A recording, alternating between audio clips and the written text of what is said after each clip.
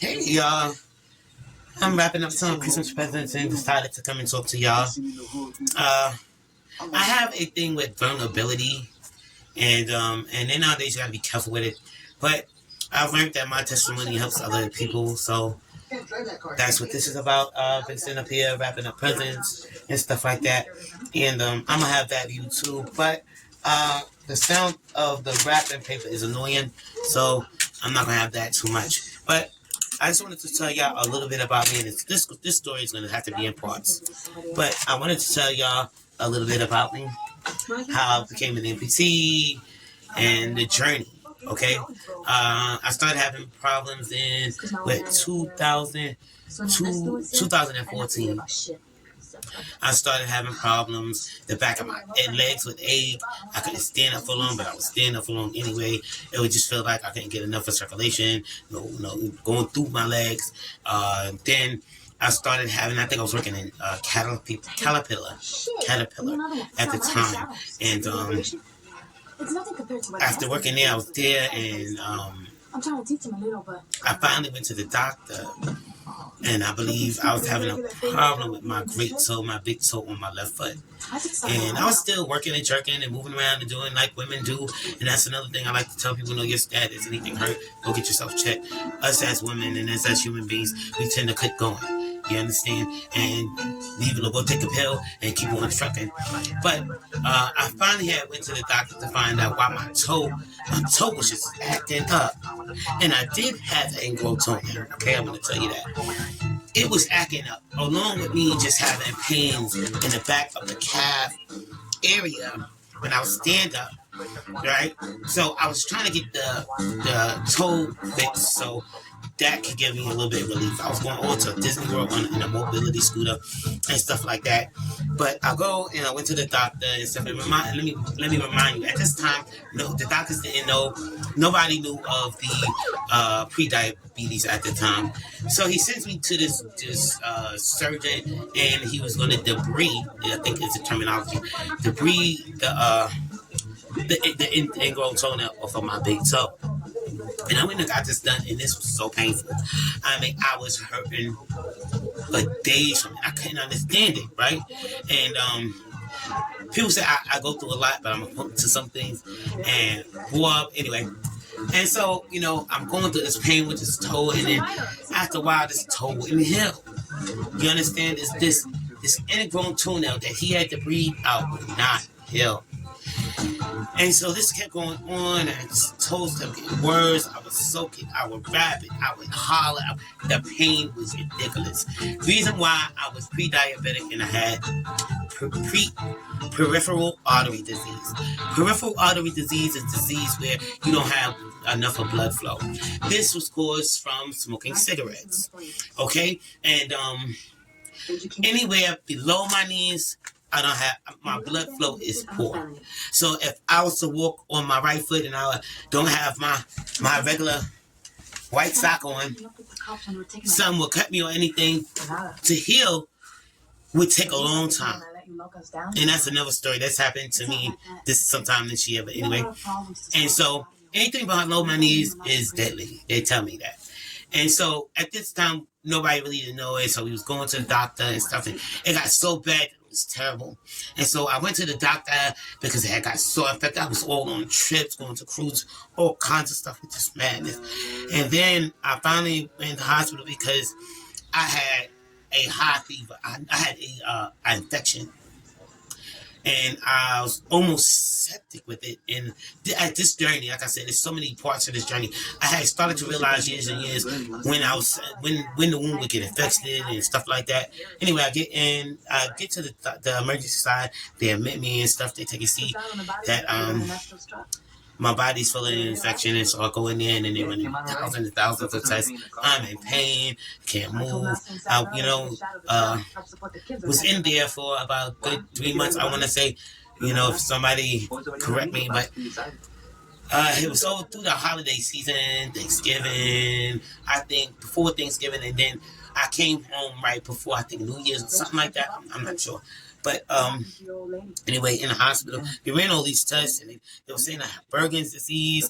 It was so much. They had me on just all kinds of antibiotics. And at one time, I was just getting deadly sick, and I couldn't understand why. I couldn't keep it down. I was throwing up stuff. Then I was throwing up blood. I kept on mentioning this to the nurses, kept mentioning it to the doctors. Nobody would do nothing. It kept like it's going over the head. They was more worried about the foot. And so I decided, hey, you know what I'm going to do? I refuse all medication right now. I'm not taking no more medication. And so they sent into the doctors, came in, and then social workers came in. Then after a while, they realized, they ran a test, I was going into kidney failure. At this time, I mean, it was terrible. And I could, and that's why you could tell something was wrong with your body. And my body was shutting down on me. And I just, but they finally realized that the antibiotic called vancomycin was killing off my kidneys. And so they immediately stopped that and tried to flush me out. I think I had some blood transfusions, trying to build up my kidney and my white blood calcium and stuff like that from the infection. And so this would prolong my stay in the hospital at that time. And I think it was for months. My daughters came in and did a little Christmas song for me and stuff like that. That always touched my heart. But I always tell this, I am very familiar with hospitals. And I never used to like them. I used to hate hospitals, especially at night. They used to give you the creeps. But, so I'm in the hospital for that time. And easy now, baby. During that time, they got, all right, ran out of space. But I'm going to do part 2 of that. I was on the fact that I was in the hospital at the time. But I'm probably going to fast forward this because I don't like the sound of the wrapping paper. Just stay with me real quick.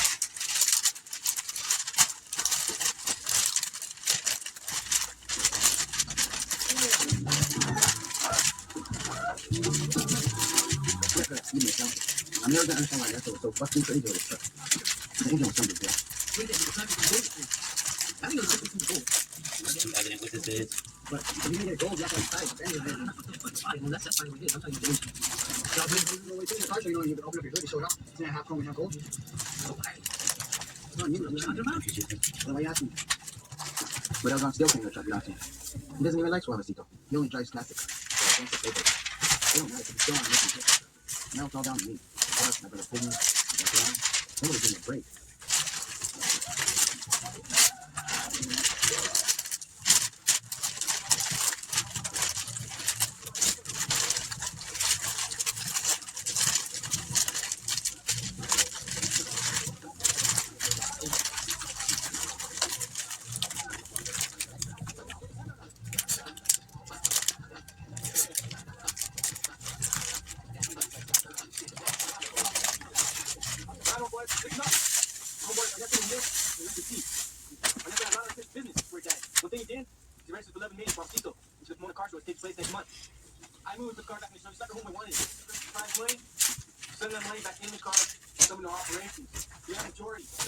I finally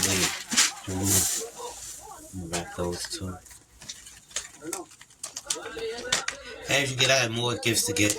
As your children get older, all of those other kids, they like to go shopping for their own gifts. So I do the basics, right? And I'll go shopping for what she wants, right?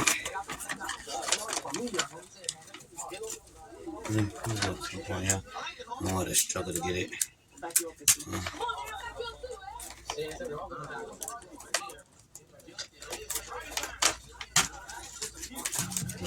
Another one.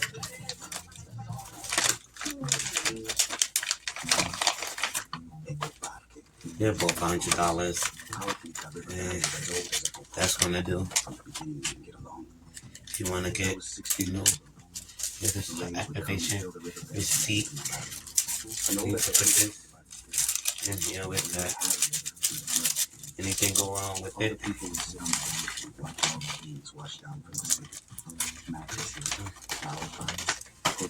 Yes. Okay.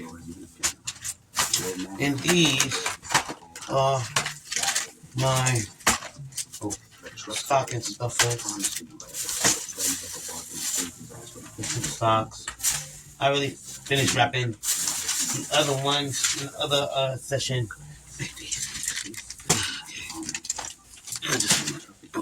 you for. I just wanted to fix this one. This is one that she did from this one. But her rapping skills is just a little worse than mine. Yeah, because where's that other hand? I thought that was cute. Our socks for Christmas Eve. I'm gonna go and get. Okay, I'll be. Okay. I put a little bit things, but like I said, I haven't finished shopping. I know I should have, but I started, a while before.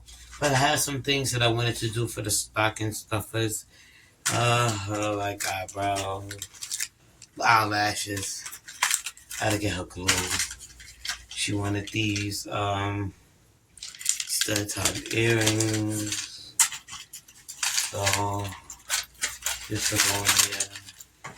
I got her some Sour Patches. They're cold ones.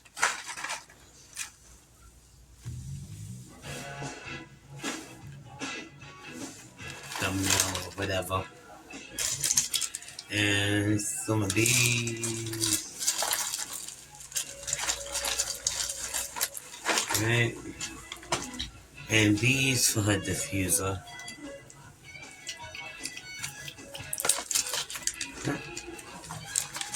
And that's it. And then I'll go him up. That's hers. And these are her little gift cards. As I showed y'all. These are the socks. But, yep.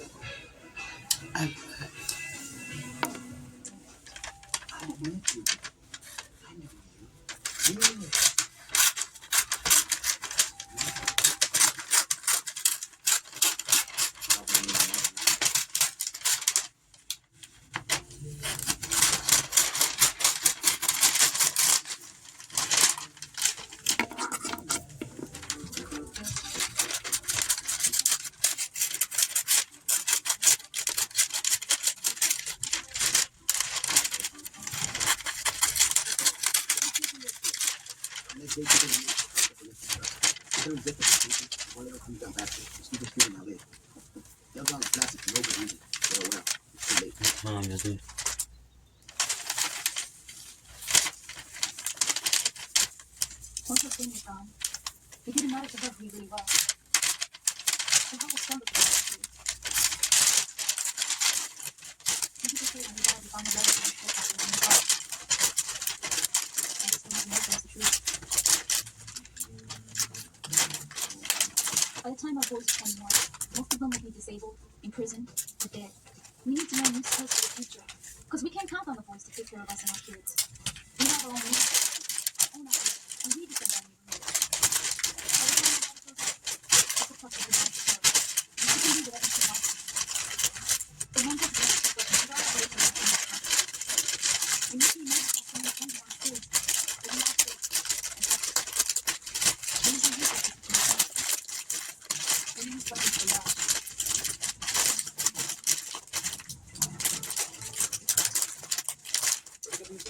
Oh Christmas tree, that leaves us so unchanging. Oh Christmas tree, that leaves us so unchanging.